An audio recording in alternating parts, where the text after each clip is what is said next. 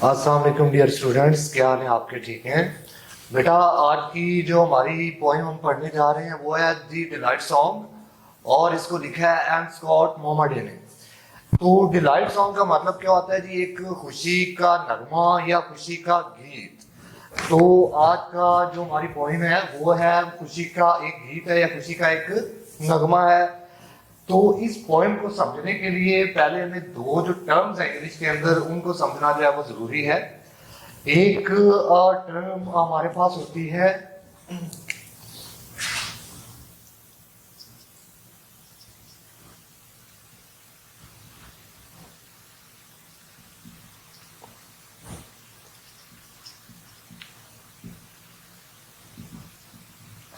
जी, एक टर्म हमारे पास होती है ऑप्टिमिज्म और एक टर्म होती है हमारे पास पैसिमिज्म। ऑप्टिमिज्म का मतलब होता है मजबूत सोच और पैसिमिज्म का मतलब होता है नेगेटिव सोच। तो ऑप्टिमिज्म का सिनोनिम जो है वो आप कह लें कि पॉजिटिवनेस है और जो क्या नाम लेते हैं पैसिमिज्म है, इसका सिनोनिम है जी नेगेटिवनेस। क्योंकि ये खुशी का नगमा है तो ये डिलाइट सॉन्ग है, तो इसके अंदर जो सारी चीजें हैं वो क्या है जी ऑप्टिमिस्टिक एटीट्यूड को जाहिर करती हैं। इंसान का जो पॉजिटिव एटीट्यूड होता है उसको जाहिर करती हैं। इसी तरह हमारे पास एक चीज होती है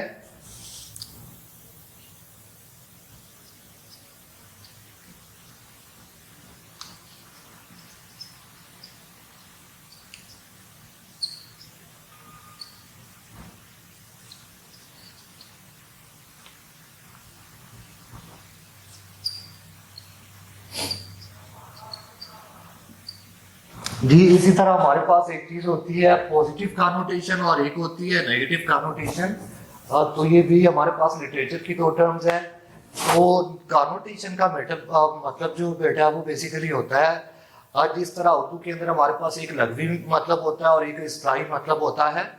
तो इसी तरह जो कॉनोटेशन है वो किसी अल्फाज का या किसी लाइन का या किसी फ्रेज का जो एक इस्तिलाही मतलब होता है वो लिया जाता है।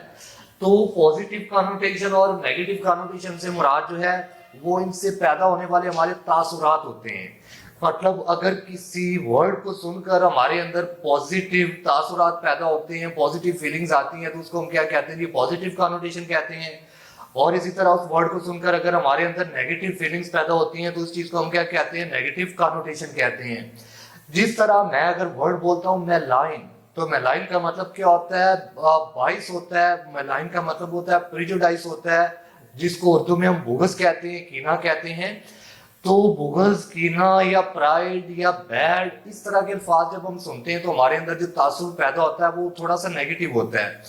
तो इसी तरह जो हेल्दी का वर्ड है, इसी तरह गुड का वर्ड है, इसी तरह ब्यूटीफुल का वर्ड है, इन वर्ड्स को जब हम सुनते हैं तो हमारे अंदर जो तासुर पैदा होता है वो क्या है? थोड़ा सा पॉजिटिव फीलिंग आती है हमें।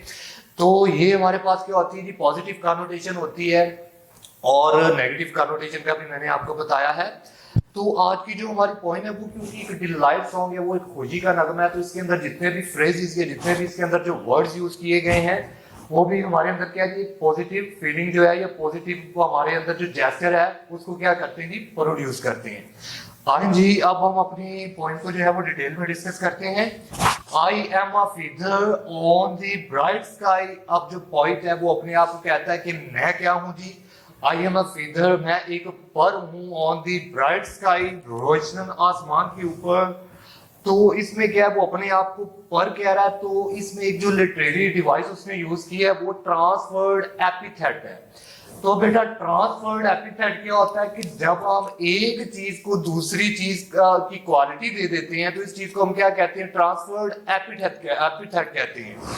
तो अब इधर पॉइंट जो है अपने आप को जब वो फीदर कह रहा है तो डेफिनेटली अपने आप को उसने क्या बना दिया? फीदर बना दिया। एक तो ये मेटाफोर है कि जब डायरेक्टली आप एक चीज को दूसरी चीज के साथ कंपेयर कर देते हैं, जब आप कहते हैं कि ही इज अ लाइन, तो इधर आप क्या है जी? बंदे को, इंसान को जो है वो डायरेक्टली लाइन के साथ कंपेयर कर रहे हैं। इसमें एज या लाइक आप कंपैरिजन के लिए इस्तेमाल नहीं कर रहे।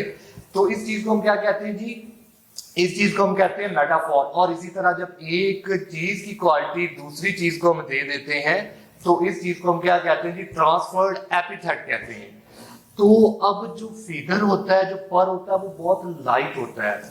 और लाइट इंसान अपने आप को कब फील करता है, जब वो बहुत खुश होता है। और क्योंकि ये पॉइंट जो नाम है, इसका जो नाम है वही क्या है, एक डिलाइट सॉन्ग है, मतलब खुशी का नगमा है। तो मतलब पोएट अपने आप को बहुत खुश महसूस कर रहा है। I am the blue horse that runs in the plain. मतलब वो अपने आप को क्या कह रहा है जी, ब्लू हॉर्स कह रहा है, एक नीला घोड़ा कह रहा है, जो कि मैदान के अंदर, खेत के अंदर क्या जी चलता है। अब देखा जाए तो ब्लू हॉर्स होता नहीं है, लेकिन क्योंकि कलर्स जो है उनकी अपनी लिटरेचर के अंदर सिग्निफिकेंस होती है, उनका अपना जो है एक सिंबॉलिक मीनिंग होता है, अलामती मतलब होता है। इसलिए उसने हॉर्स का जो कलर है ना, वो उसने ब्लू जो है वो बताया है। तो कलर की क्योंकि अपनी सिग्निफिकेंस होती है, तो जो ब्लू कलर है ये बेसिकली पीस का साइन होता है, इसके अलावा ये खुशी का साइन होता है, ये आपकी हैप्पीनेस का साइन होता है।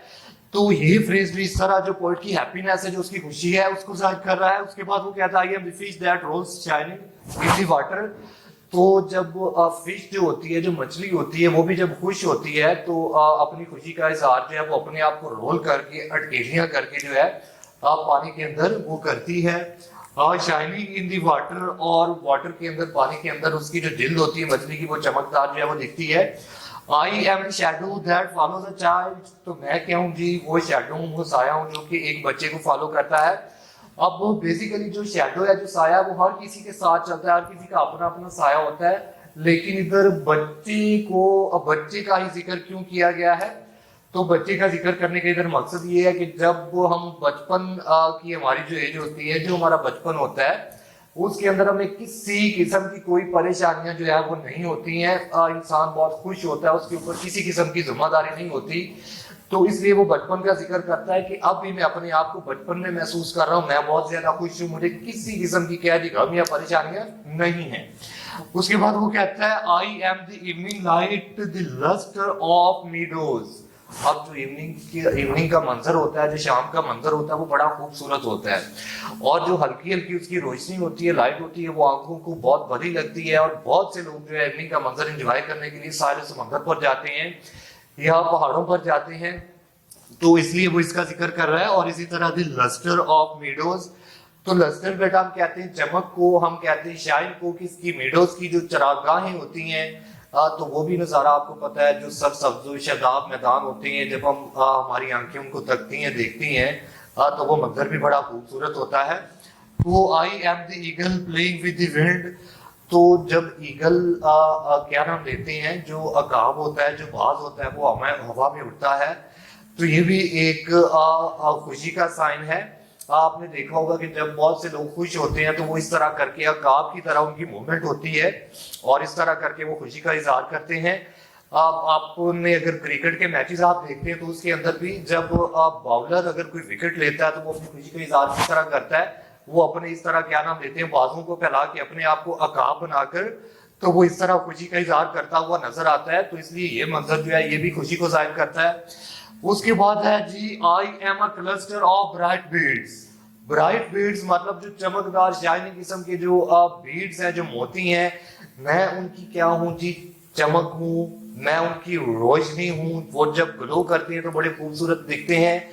तो जैसा कि मैंने आपको बताया पहले ही पॉइंट के शुरू होने से पहले, कि इधर जितने भी वर्ड्स हैं, जितने भी फ्रेजेस हैं, वो हमें जो पॉजिटिव कॉनोटेशन है वो हमारे अंदर क्या है जी, प्रोड्यूस करते हैं। इसी तरह क्या है जी, I am the for star, I am the cold of the dawn. तो अपने आप को इधर शायर क्या कहता है, I am the for the star. मतलब फॉर की जो सुपरलेटिव डिग्री है वो क्या है जी, फॉर बेस्ट है। तो बेसिकली जब रोशनी का जिक्र किया जाता है, जब ब्राइटनेस का जिक्र किया जाता है लिटरेचर के अंदर, तो उसका मतलब क्या होता है, उसका मतलब ही उम्मीद होता है, उसका मतलब ही ऑप्टिमिज्म होता है, उसका मतलब ही आपका पॉजिटिव एटीट्यूड होता है कि आप चीजों को लेकर अच्छा सोचते हैं, आप उनके बारे में नेगेटिव सोच नहीं रखते। तो इस तरह वो कहता है, वो मंजर भी जब सिर्फ एक सारा आसमान पर दिख रहा होता है, तो ये शायरों का बड़ा पसंदीदा एक नज़ारा होता है, तो वो उसको देखता है तो वो भी बड़ा खुशनुमा एक जो है वो नज़ारा होता है। उसके बाद वो कहता है I am the cold of the dawn. तो डॉन हम किसको कहते हैं जी, सुबह को कहते हैं। जब हल्का हल्का अंधेरा होता है और सुबह हो रही होती है, सूरज अभी निकला नहीं होता बल्कि निकल रहा होता है, तो तब जो सुबह की जो ठंड होती है, जो हल्की हल्की सर्दी होती है, वो बड़ी रिफ्रेशिंग होती है। अब वो इंसान को बड़ा रिफ्रेश कर देती है, और इंसान खास तौर पर गर्मियों के मौसम में जब सुबह के वक्त हल्की हल्की सर्दी आपको फील होती है, तो तब इंसान अपने आप को बड़ा हल्का फुल्का और बड़ा खुश जो है वो महसूस करता है। उसके बाद क्या है, I am the roaring of the rain.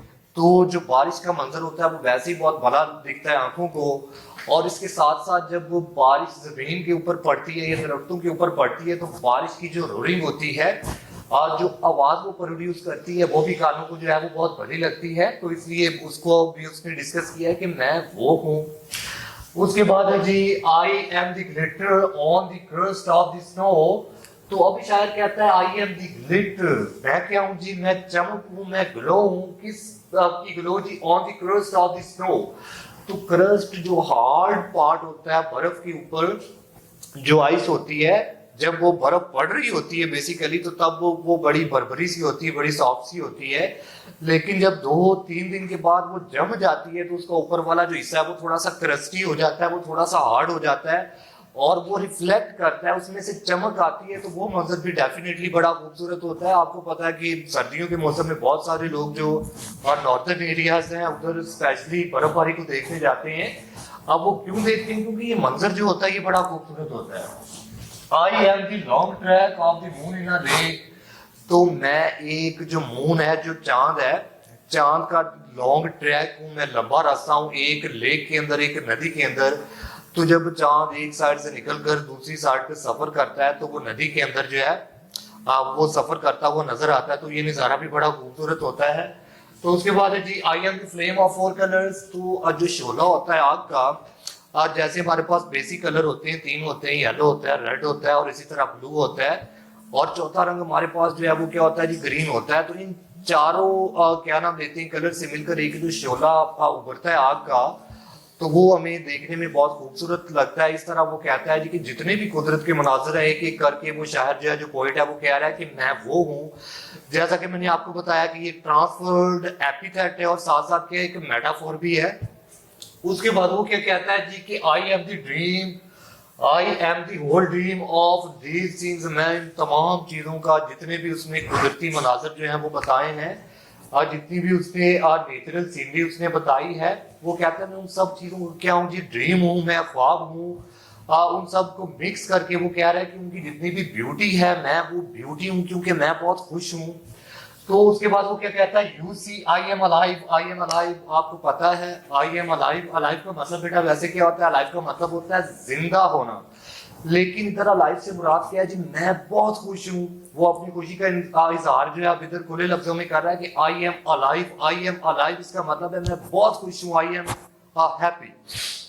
उसके बाद क्या है जी, I stand in good relation to the earth. तो मेरा जमीन के साथ जो रिश्ता है, जो रिलेशन है, वो क्या है जी? वो बड़ा अच्छा है।